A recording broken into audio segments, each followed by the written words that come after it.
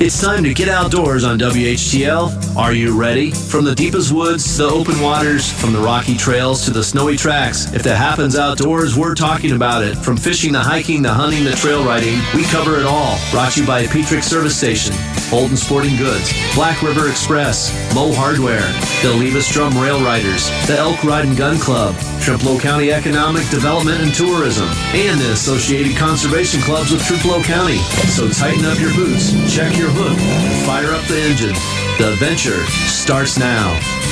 That's right, everybody. It is time to get outdoors here on WHTL, and I'm joined by Peter Jonas this morning. I always enjoy talking with Peter. Peter, how are you doing? I am doing great, Brian. Yeah. Always like to be here. Yeah, what a time to get outdoors, too. No kidding. A little hot today, but boy, it's just been a excellent opportunity to enjoy nature. Last time I was out fishing, so much wildlife. Oh, yeah. I came upon a deer bedding in tall grass, and of course it just hung out there, hoping I'd walk by it till we were about 2 feet away from each other, and then skedaddled away. Beautiful red coat and ducks and their ducklings. Man, Yep. Spectacular. Yeah, and I've heard the fishing has been good, too. Fishing has been outstanding. We moved to Eau Claire this winter, but I still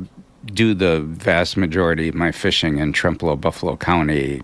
The streams are old friends to me. Yep. And both big adult trout and young of the year trout that obviously have been naturally reproducing 4 or 5 inches long, just all over the place. So Yeah. Fishing's been very, very good. That's good. And to hear that they're reproducing means Yeah.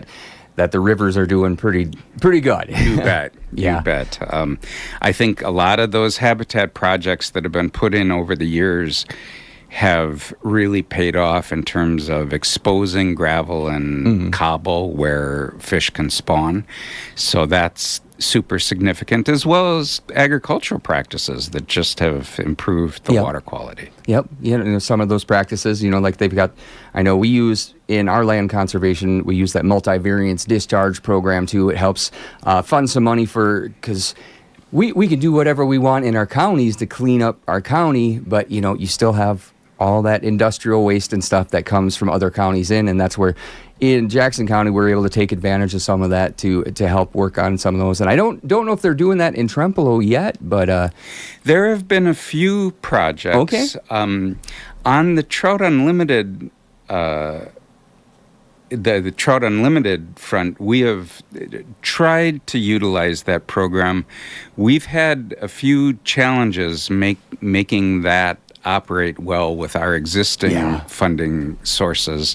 But, it's an ongoing thing, and that marketplace isn't that old. And Yep. I think as it develops and gets more robust, it's going to be a good source of income for restoration and conservation work. Yep. And you talked like the way you guys do it, you kind of approach landowners, is that right? And then find funding. How do you get your funding to do these projects?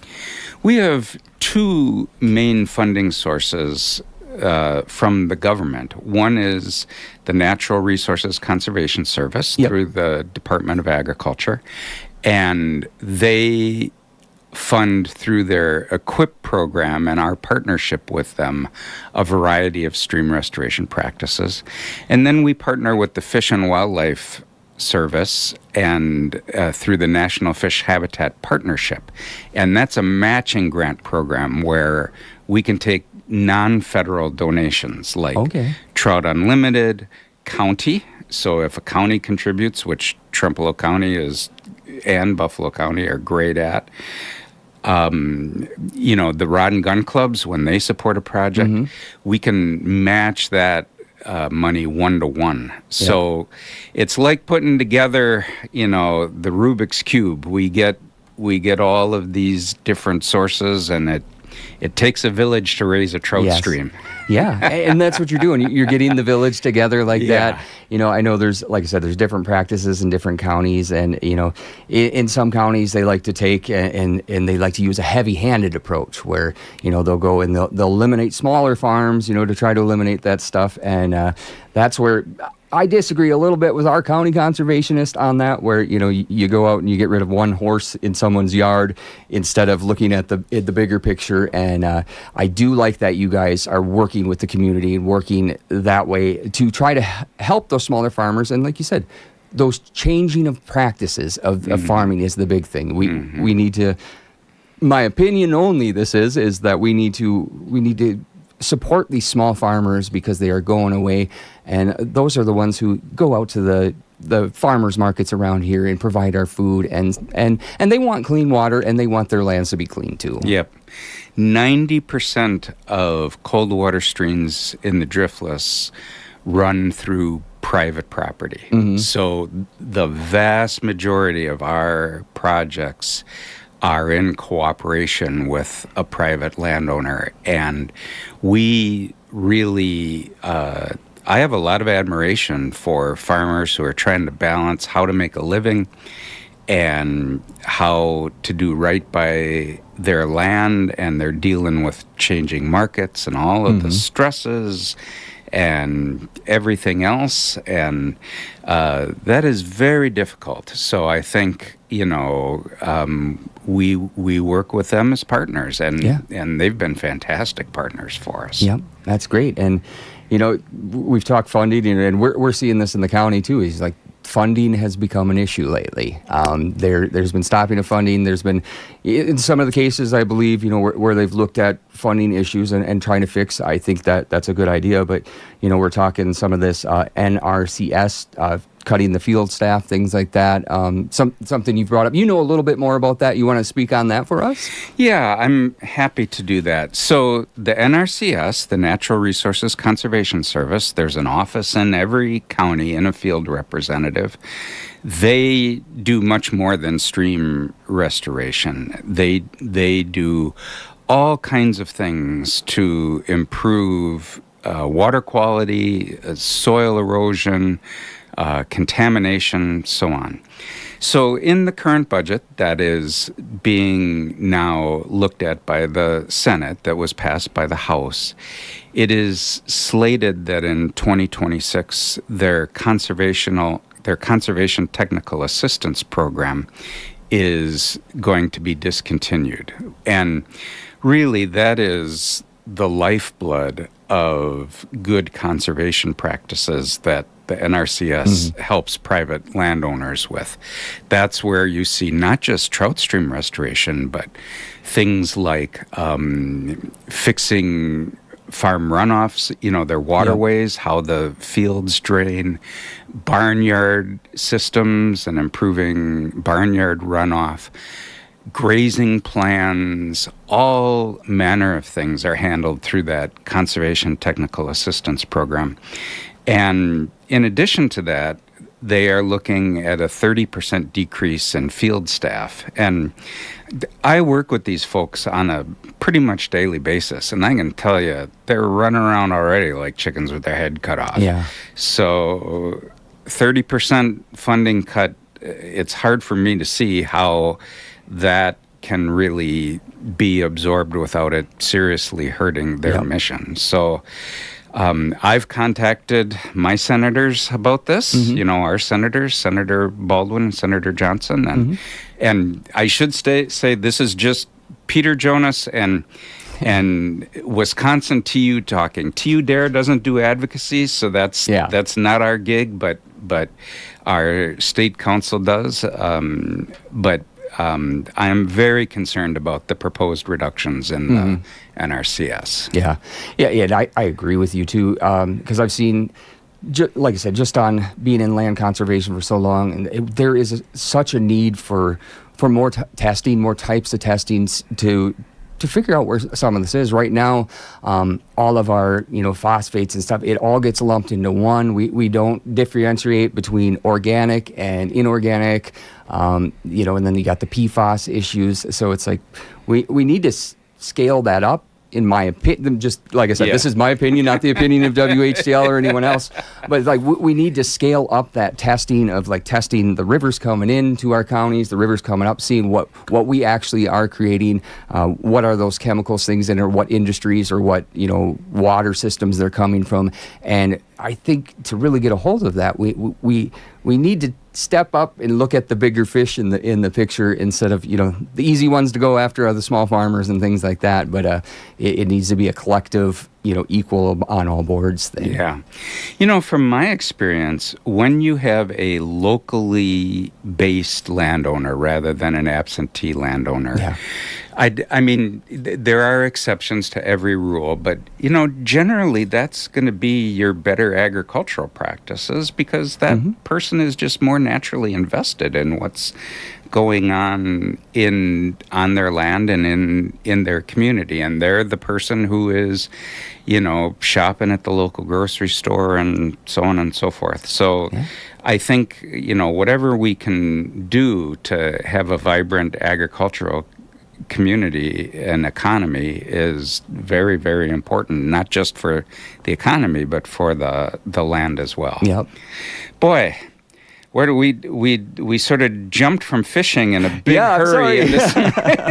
I mean, I know I wanted to talk about public policy, but just want to reiterate, and one thing I do want to just mention about fishing is that I tend to see a lot of people, there's a lot of fishermen and fisherwomen out month of May. And then pretty much after that until October, I'm kicking around out there by myself. I mean, I appreciate, frankly, a couple counties to run free in and do whatever I feel like. But I think our streams could absorb a little more company. So I don't know what I got to tell you people to get you out there, but you know. And I would say, this time of year, I find trout are really keyed on terrestrial insects. Our hatches aren't as strong as some places, so things that imitate ants, beetles, when the grasshoppers start coming, they are money. So, and I was thinking, well, what do you do if you're not a fly fisherman? Because that's kind of our wheelhouse for those sort of things. And I thought, maybe something like a dark Berkeley power bait or one of those kind of power baity type things might be very effective if it looked like a sunken beetle, just for example. The other thing that I'd say is there's a whole, you can fish in a lot of different ways. There are some folks that are headhunters. They just go after big fish.